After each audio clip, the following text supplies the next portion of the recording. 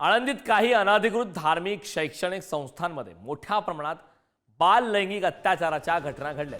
अशा घटनांना आळा घालण्यासाठी राज्य महिला आयोगाच्या अध्यक्षा रुपाली चाकणकर यांनी आळंदी पोलीस स्टेशनला भेट दिली। यावेळी त्यांनी पुढील 48 तासात अनधिकृत पद्धतीने चालणाऱ्या धार्मिक शैक्षणिक संस्थांवर कारवाई करण्याचे आदेश पोलीस प्रशासन आणि आळंदी नगर परिषद प्रशासनाला दिले। आळंदी परिसरात जवळपास 175 धार्मिक शिक्षण देणाऱ्या शैक्षणिक संस्था आहेत। यातील काही संस्थांची नोंद धर्मादाय आयुक्त व महिला व बालविकास आयुक्तालयांकडे आहे, तर काहींनी धर्मादाय आयुक्त आणि महिला व बालविकास आयुक्तांची साधी परवानगी सुद्धा घेतली नाही।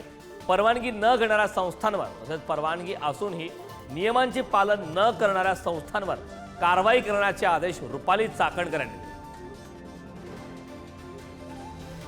राज्य महिला आयोगाच्या वतीने कारवाई करत असताना 48 तास म्हणजे 2 दिवसाची मुदत संबंधित विभागाला दिलेली आहे। यामध्ये सीओ असतील, नगर परिषद असतील, त्याचबरोबर पोलीस यांच्या माध्यमातून ज्या संस्थांची धर्मादाय आयुक्त यांच्या माध्यमातून व महिला व बालविकास विभागाकडून नोंदणी झालेली नाही पण बाहेर गावून आलेल्या काही संस्था या ठिकाणी अशा पद्धतीचे कृत्य करत असतील, 2 दिवसांमध्ये त्यांच्यावरती तातडीने कारवाई केली जाईल।